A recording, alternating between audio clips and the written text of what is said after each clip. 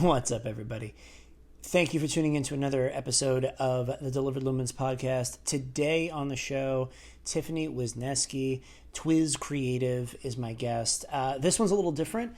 We're going to go a little bit inside baseball and talk about lighting and marketing. This one's a little different for me because this was my opportunity to really explain my thesis on why I do this content stuff to begin with.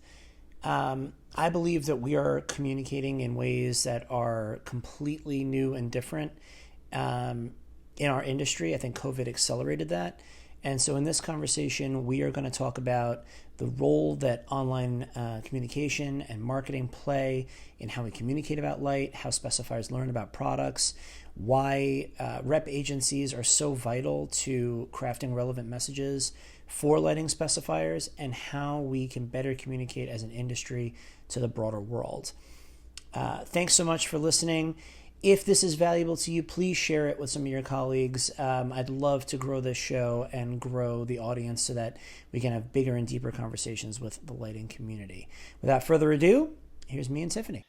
Tiffany, welcome to the show. Welcome to the podcast. Thanks for having me, JP. I'm excited. Me too. This is a different one for us. So if you've been listening to the Delivered Lumens podcast for a while, or since the beginning of the year, I've been trying to touch on topics that I think are public facing, right? Things that affect the lighting industry, but then affect folks outside the lighting industry. This might be a little bit more inside baseball because I think, and Tiffany, you and I have talked about this offline, that lighting manufacturers are facing a new world when it comes to marketing their products and at a bigger level, getting people to care about lighting in general, right? And we'll touch on that in a little while. So let's start with like what we think has changed, because I think you and I have a lot of alignment here. So I want to hear you describe it, because I've seen a lot of change in my time in the lighting industry, just in how we communicate with specifiers, with the public in general. What do you think has shifted, let's say in the last, 10, 15 years as the industry has shifted? Yeah, so just disclaimer, everybody, I am not in the lighting industry. I am a marketer that I am not a lighting professional, but I am now specializing in marketing, lighting, and giving a social presence and digital presence to lighting manufacturers and rep agencies. But what I've seen just in the past 2 years with working with different manufacturers and a rep agency out in Detroit is that right after the pandemic, everybody, wanted to get right back on sales calls at the agency. Yet all these other architectural firms, interior design firms are like, hey, like we want digital. They're searching, they're trying to find things online. And so there's this discrepancy of like wanting to do all of the sales calls in person, which is great. And we still need that. But there's this whole online presence that these reps and manufacturers could have that could really push the needle about getting their products and services out there to their audience. So I think that's what's really shifted post-COVID. And even like you said, the past 10 to 15 years, it's a digital world. So we got to get online like these other companies. And I feel like the lighting industry is just a little behind on that part. Is that how you feel about it? Yeah. So the way I look at the pandemic is that it was kind of like, both in people's personal lives and in the culture in general, kind of an accelerant, right? So trends that we were already seeing really accelerated in the pandemic. So remote work was here before the pandemic, and we saw what happened because of the pandemic. Digital communication was obviously, we were moving in that direction. There was resistance toward manufacturer websites, toward having your cut sheets online. There were all these resistances, but over time, we've all gotten online. But then the pandemic happened, and all of these changes that I think we thought were coming suddenly, rushed to the fore, right? And so now a lot of us are scrambling around how do we communicate, especially when light is, or architectural lighting especially, is meant to be experienced with your eyes and not necessarily through a camera lens. What can, how do we even begin to build an online presence or build authority when, what we do is meant to be experienced in person? Yeah, I think, it's getting to the sales call, right? But how do you pique someone's interest and be in front of them more than being in front of them, which is on LinkedIn, it's on Instagram, it's TikTok, it's even Facebook, depending on your audience. But you want to pique that interest so that you do get that call, so that you have people coming to you. I've now been working with this agency, and I get it all the time. Oh, we got this call from this person. They saw a social post. And this is all organic social, meaning it's not paid advertising. It's just stuff that you're posting on your platforms every day. And it sparks conversation. So the whole idea of Yeah. social with lighting especially is to like get that conversation started so you can bring it in person. So like doing some type of lighting demos. Because what's also cool is like a lot of time with the manufacturers, they have these beautifully rendered photos of the light, right? But to a specifier, it's like, is that really what it's gonna look like? So even just Yeah. showing something raw, just iPhone footage of you turning the light on, and I know that you've done this a ton, JP, with the different events you're doing, you're showing that light, and I'm sure that's piquing interest. Do you find that? Do you get people saying, hey, like, what's up with this light? Yeah. So following along that idea with the pandemic, I started the Delivered Lumens website, and then I really started the website as a vehicle to have a newsletter, Mm-hmm. because I did some very basic research about it, and I found that, and I'm not advertising any particular platform. I set up with Squarespace because I really liked the way they worked, but a lot of these platforms can do this. I'm not, and Squarespace doesn't pay me, so this is just my history. Um, but it was very easy to take a blog post. And I understand people don't read blog posts like they used to. I'm not saying that, but you could take a blog post and very easily export it to an email, to your email list, and get it out in a nicely formatted story. And so for me as a rep, this was in 2019. I looked out and I said, I have 70 different manufacturers that all deserve attention with my specifiers for different reasons. But, people's time windows are shrinking. Some of my specifiers, even before the pandemic, you were only getting in there once or twice in a month if you were lucky. Well, once or twice a month, let's say it's 2 times a month, 12 months a year, that's 24 visits. And I have 60 factories. All of these factories are not going to get attention in person unless I can give them other ways to communicate. And so that's really what started the whole Delivered Lumens thing, was how do I get this information in front of my specifiers when I can't be there physically? And then, just like we were saying, when the pandemic hit, I already had all the channels in place. I had an Instagram, I had a LinkedIn, I had a website. So it was fairly easy for me to just ramp up production when the pandemic hit and really invest in it full time, because I didn't have in person sales calls to make. Um, that was a long way of answering your question, which is, did I see interest from it? And so the answer to that is, yeah, absolutely. What you see is, especially, and I think you should really explain this concept because I'm not the expert, but the idea of being multi-channel has really helped me in my work, because there will definitely be specifiers that have never looked at my Instagram, don't care about Instagram, and will never go on it, but they check their email religiously, right? And so if I'm in their inbox, they'll see it there. If I'm, there, I've got younger designers who follow me on Instagram and message me every time I post something, and they may have comments about, oh, I like this product, don't like this product, whatever. It's about building that chain of communication. So why don't you define for us what multi-channel marketing means and how that can lead to your ultimate objective, which usually for reps is a sales call. Yeah. Multi-channel marketing, or even it's been called 360 marketing, right? Because it's a circle and all these things that you're creating work together. And I do want to touch on like even just this podcast. So you have this podcast, and it doesn't just have to live on Spotify, Apple, and wherever you get your podcasts, right? Like you take this content and you break it up into social posts. You break it up into an email. Like you got to make your content work hard for you. And I think a lot of times, especially what I've seen in the lighting industry, um, is that's not happening. They put it on one channel and then they let it die essentially, right? So it's not working hard enough for them. And this happens in other industries too.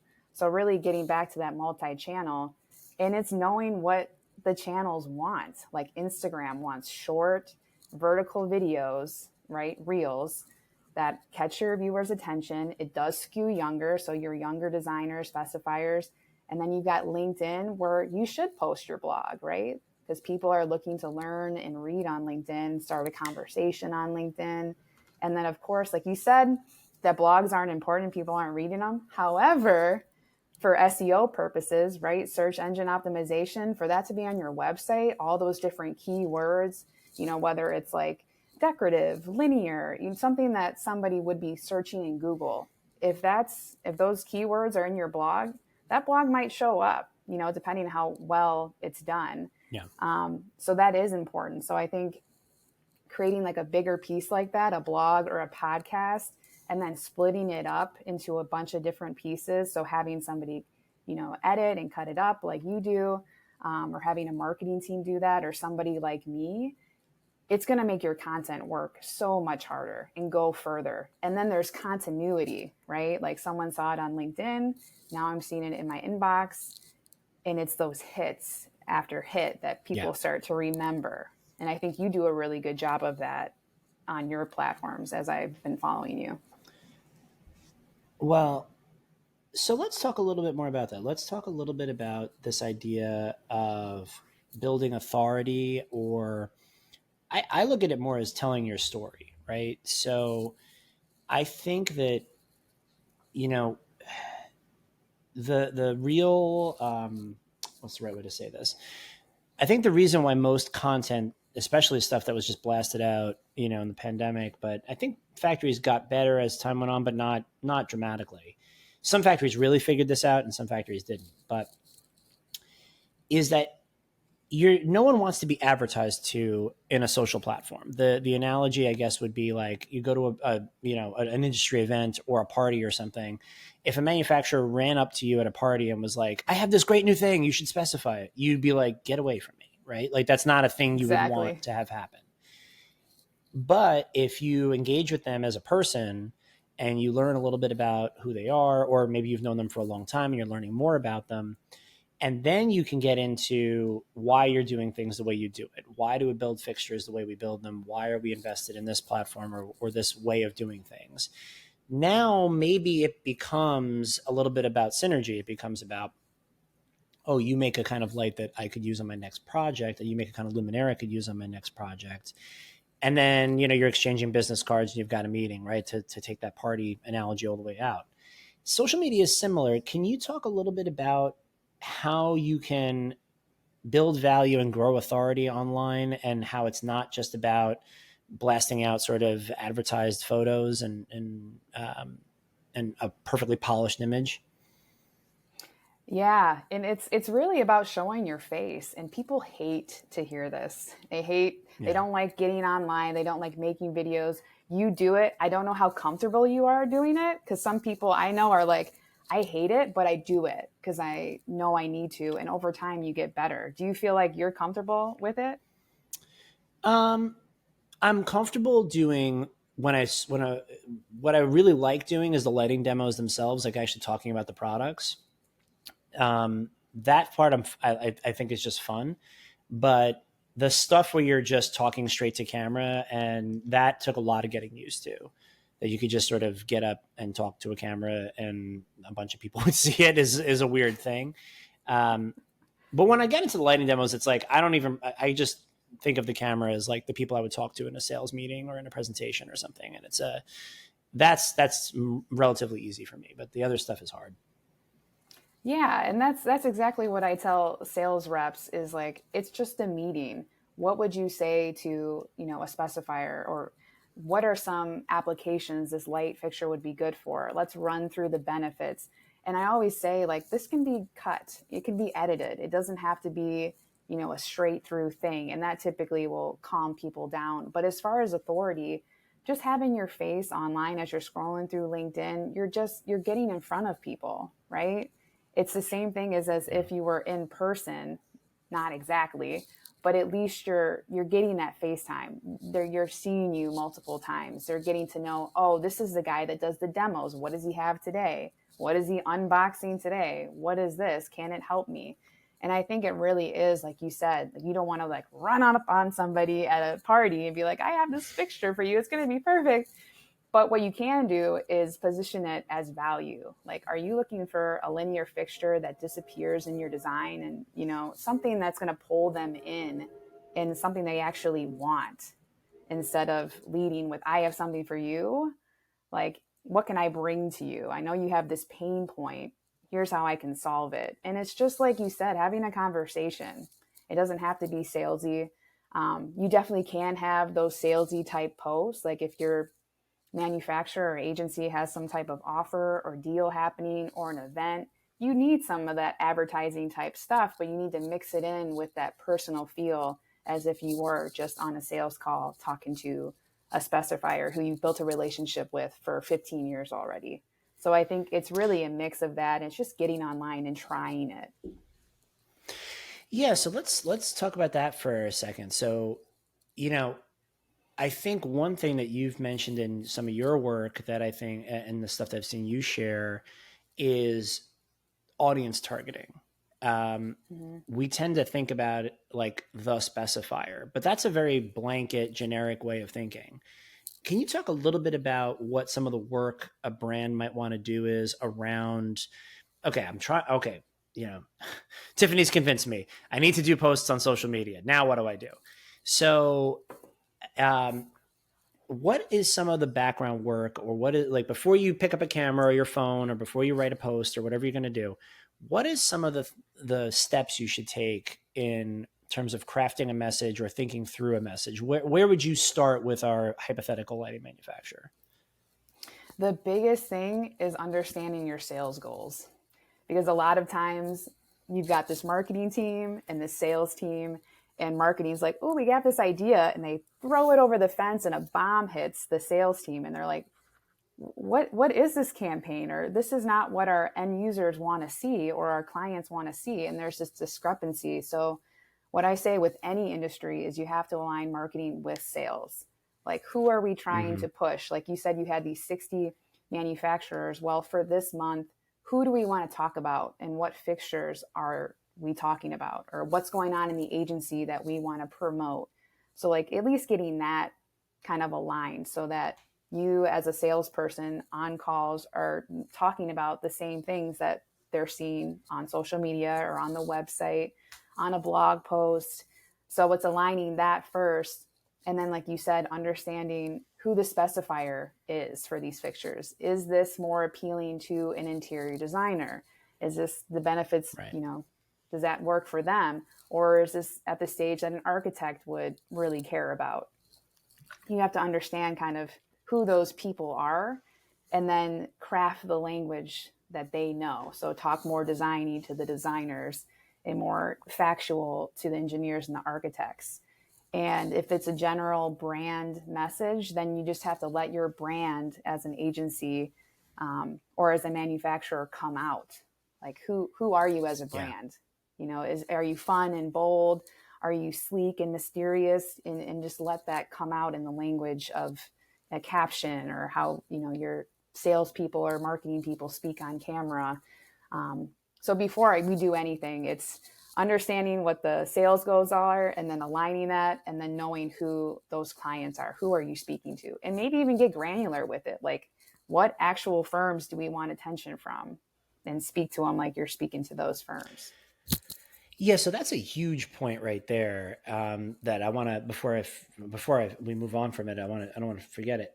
I think the other trap that a lot of manufacturers fall into, and certain rep agencies fall into too, is I've had people say to me, like, you know, your video only got like 75 views. And I'm like, yeah, because I'm definitely making a video for maybe 25 people, right? Like, Mm-hmm. people assume because it's on the internet that I want it to be viral, right? Like, if I wanted to make viral content, lighting fixtures is not the way I would do it, right? Like, that's not the goal, right? Right. Like, that's not it. When you go to the Lumen Awards in New York City, like, the vast majority of the New York City lighting community fits inside the ballroom at Chelsea Piers, right? It's a Mm-hmm. big, you know, industry, but it's a very small industry too, right? Like, so if a video I make or a post that I write gets 100 reads, or, you know, 100 views, that's fine because I'm targeting a very narrow band, right? I'm targeting New York City lighting people. So if you're a Hmm. manufacturer, maybe your goals are a little bigger because you're national or whatever. But my point is that don't get so wrapped up in the numbers. Start to get wrapped up more in the results, right?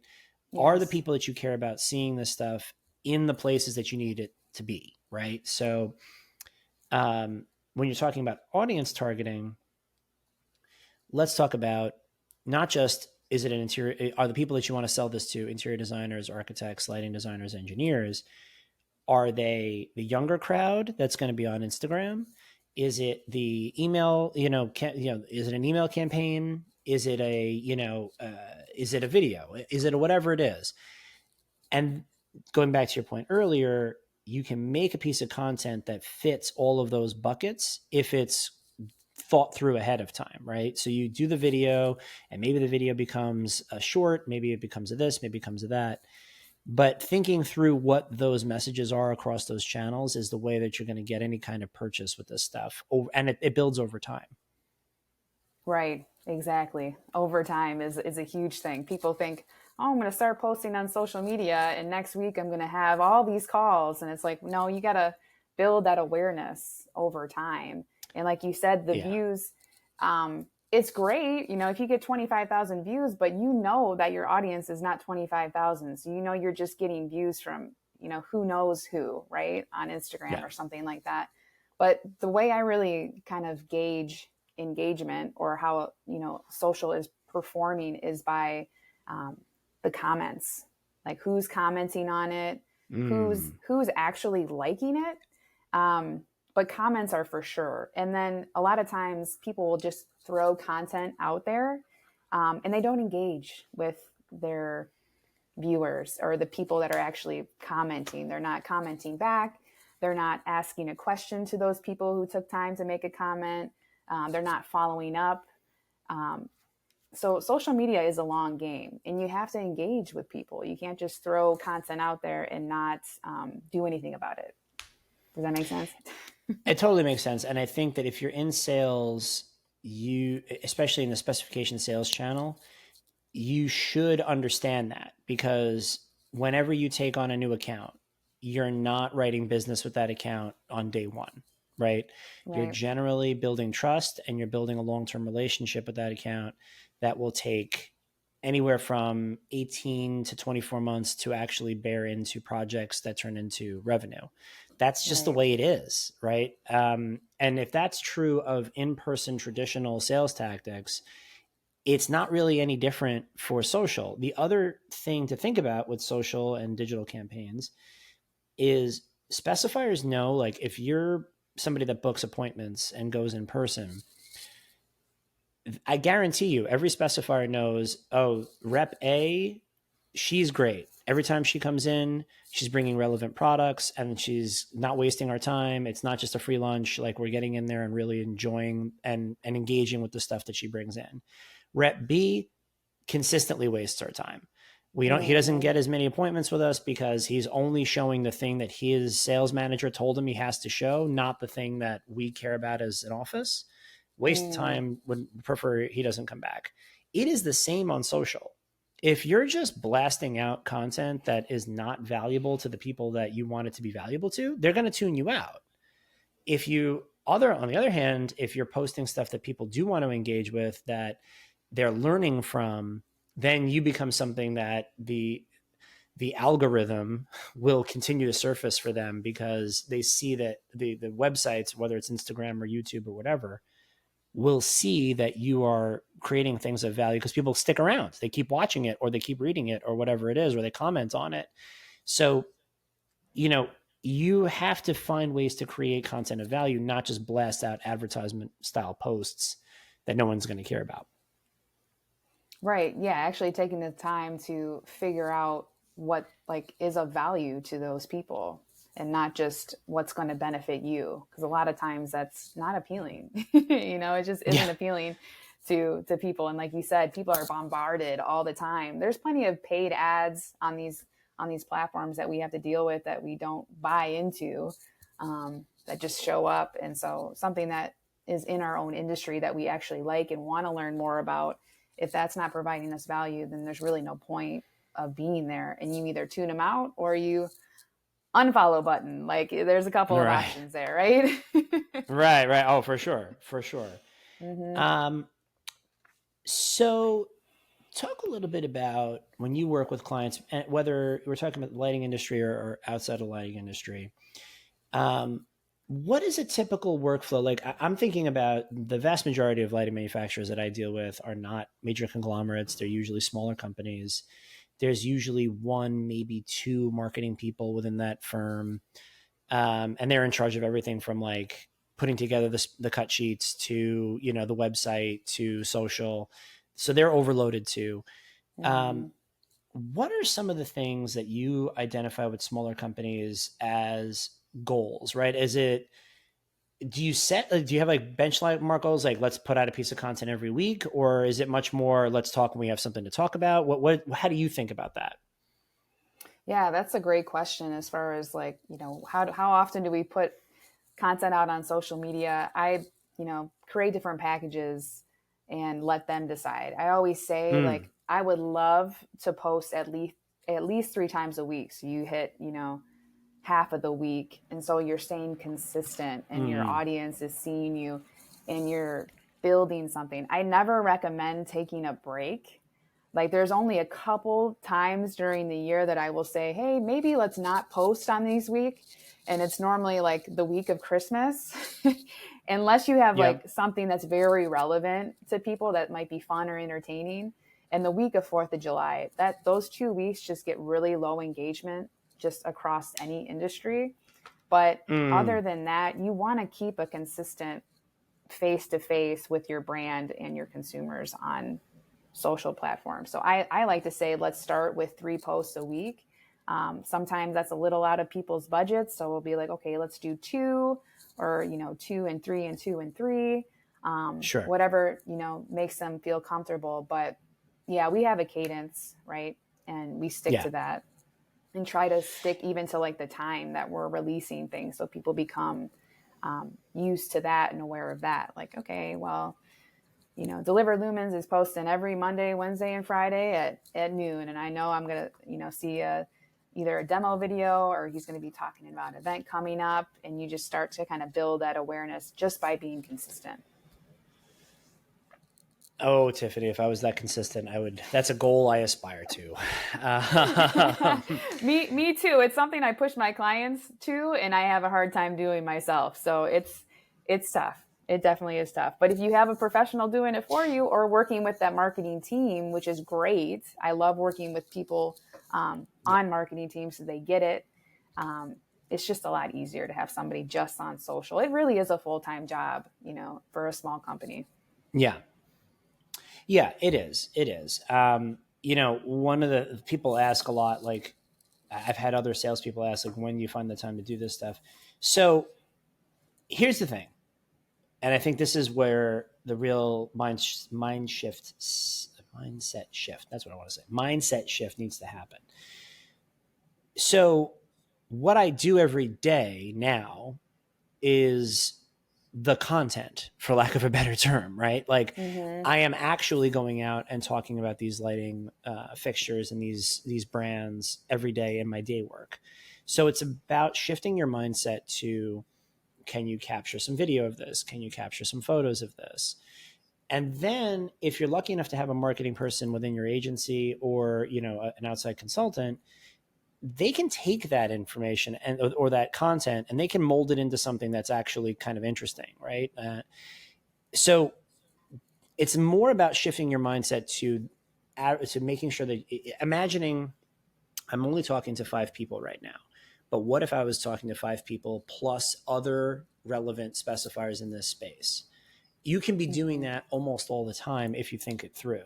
It's not always possible, right? Like today I was running between 3 different appointments and it wasn't really practical for me to be recording a lot of stuff.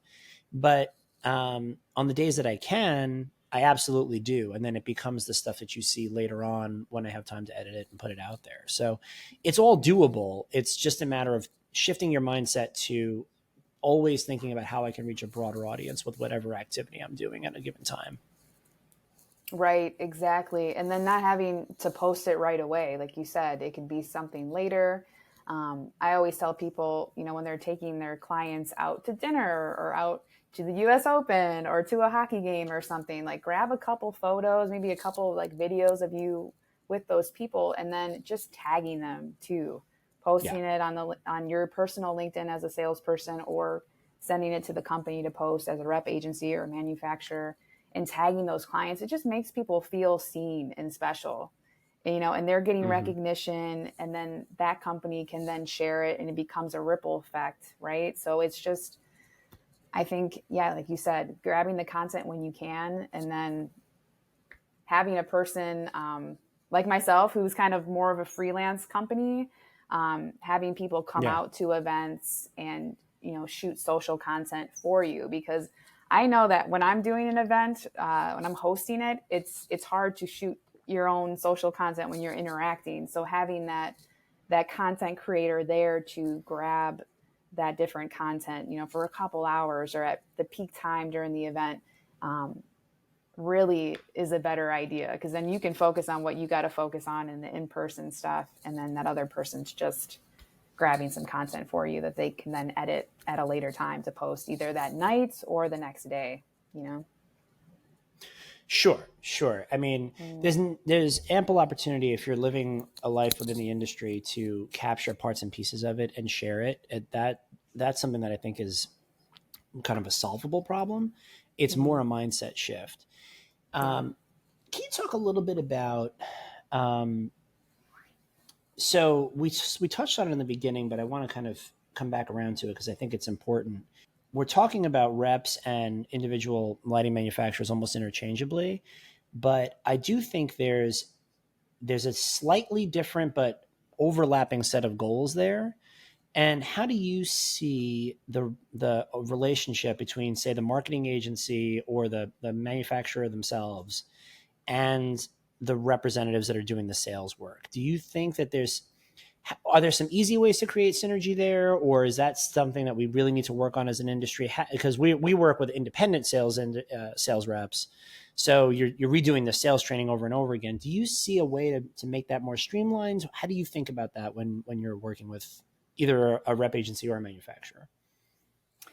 Yeah, what I'm finding with just working with an agency, and in turn having to work with their manufacturers, what's normally happening is the manufacturer has maybe some type of marketing kit, or they just have photos online, and it's about like just grabbing what you can grab is what I'm trying to do. I'm like grabbing photos, application photos from a manufacturer website, and crafting that into something that the agency, their rep agency, can then use to promote that manufacturer's fixture, and saying available at this agency. So it's, I think some manufacturers have more than others, and the ones that don't have a lot, those agencies are really scrounging for something to Mm, produce.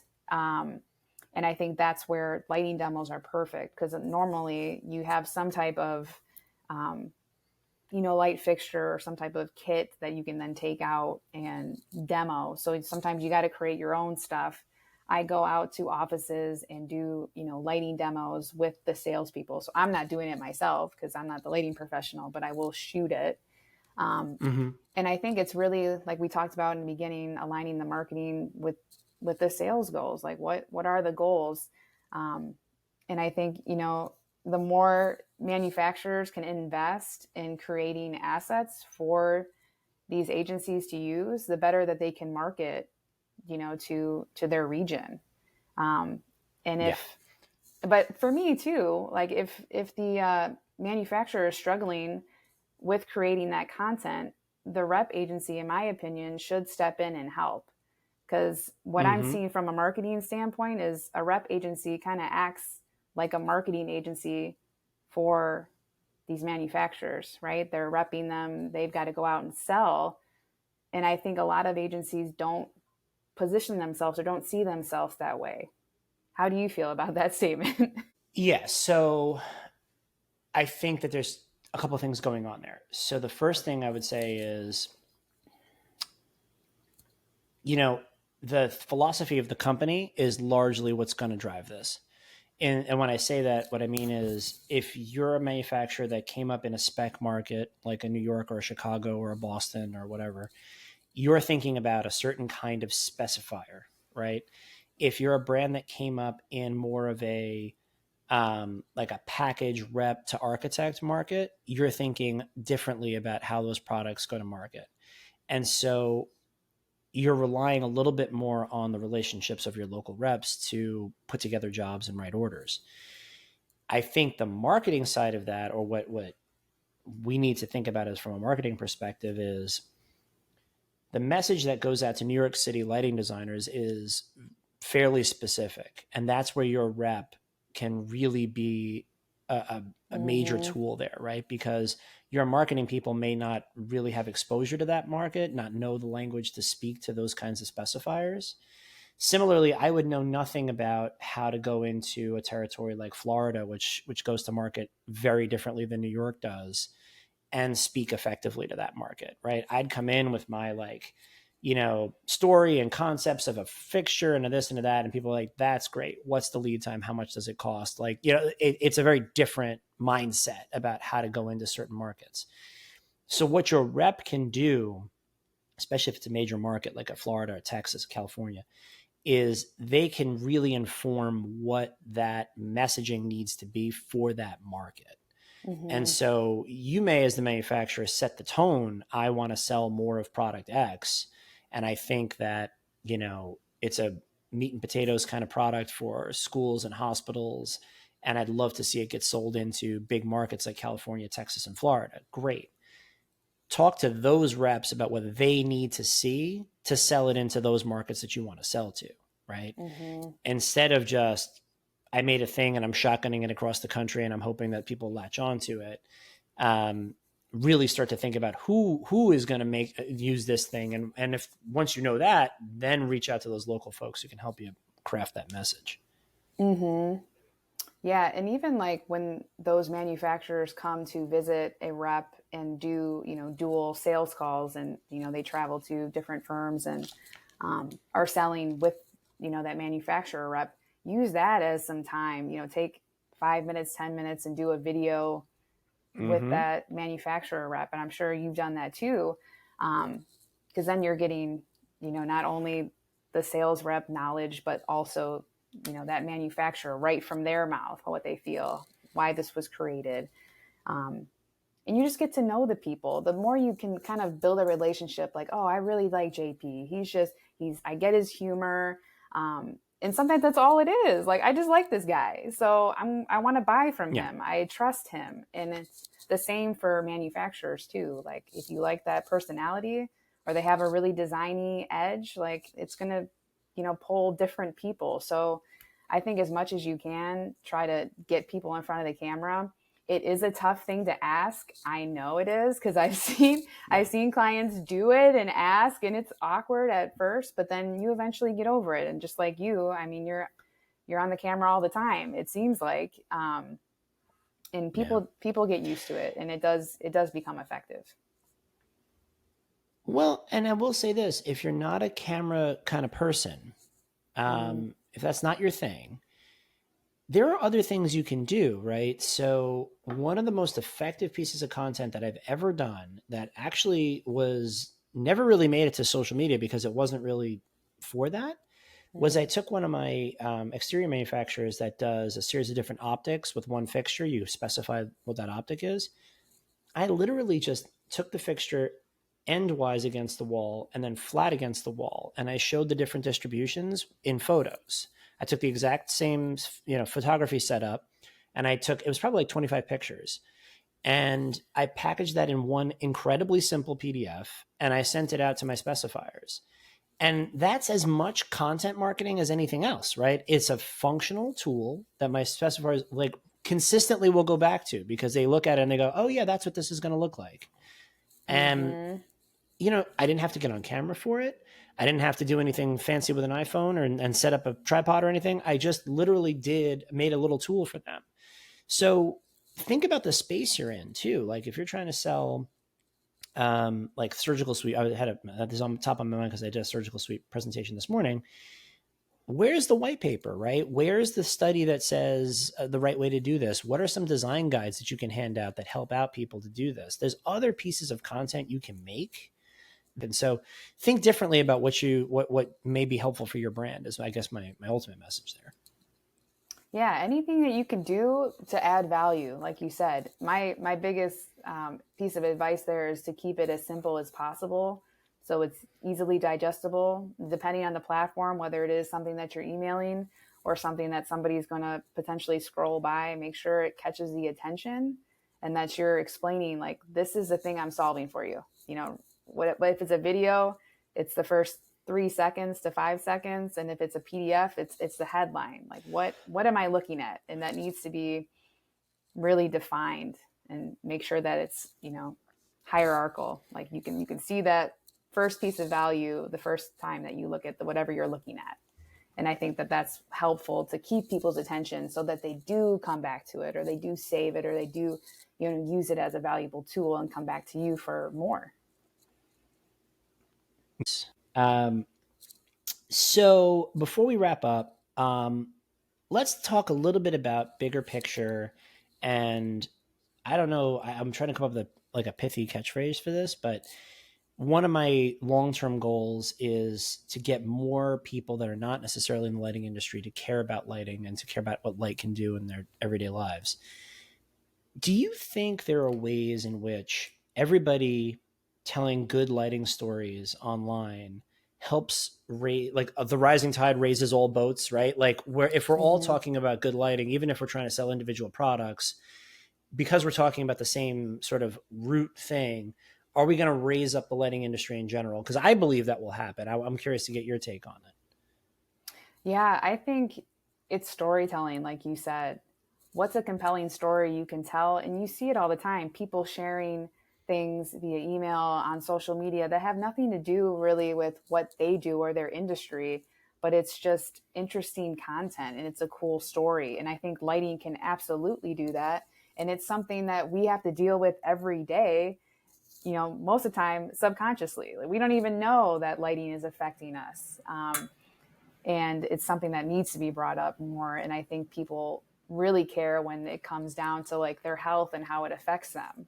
A lot of people don't Mm-hmm. know about that, Mm-hmm. right? Like the everyday person, like I had no idea before I started getting into the lighting industry and marketing it, that all these different things affect us, and darkness and how that's important to the environment. Like, who knew? Now that I know, it's something cool to talk about. So I think, like you said, creating these stories and having other lighting professionals tell their stories that's relatable to the, you know, general public, that is going to raise the awareness and get people kind of interested, more than just like, what bulbs can I, you know, change in my house to be more energy efficient. You know, I feel like that's the big story for a long time. It's like, let's change that, let's go a little deeper. And I think you've gone you know, deeper in your Yeah. content and in this podcast. Yeah. I mean, I think that we, you know, a lot of, I guess there must be millions of, not millions, but dozens of industries where, you know, people think of it as nichey. They think of it as like, we're just a little corner of the world and we don't want to talk to the rest of the world. But if we want people to really care about this stuff and not value engineer it to hell every time a job comes out because they don't understand why they should pay more money for better lighting, we have to talk about it more broadly. We have to talk about it to other industries. We have to explain to the school boards and to medical facilities and to all the folks that are, you know, actually writing the checks for these buildings, Mm-hmm. why they need to invest in better lighting and what it's going to do for people over the long term. Because I want students that are more engaged. I want people that are healthier in hospitals. I want, Mm-hmm. you know, better experiences across the board. And I think we get there by talking about how light can do that. But that can be a collective effort, little by little, all of us trying to raise that awareness. Is there anything else, Tiffany, that you want to share with the audience? Where can people find you? Where should people be looking for you to follow you all on all the channels? All the channels. I'm most active on Instagram and LinkedIn. So you can find me on Instagram at Twiz, Twiz .creative. And then on LinkedIn as Tiffany Wisniewski, or as Twiz Creative on LinkedIn as well. And then my website is twizcreative.com. A lot of Twiz. A lot of Twiz. A lot of Twiz. Go on our website. You do a lot of cool stuff that's not necessarily lighting related, but you do some cool stuff. So people should go on the website for sure. Yes, I'm definitely working on that. And I've got some more lighting content coming that's going to be updated very soon. So I'm excited. Thank you so much for coming on the podcast. I think you're going to help a lot of folks just sort of understand that they can get into this game. We can do it better. And I really appreciate it. Thanks so much. Yeah, thanks for having me. Thank you once again for listening to this episode.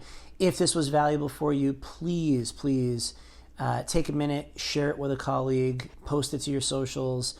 It's how the show grows. It's how we make this all worthwhile.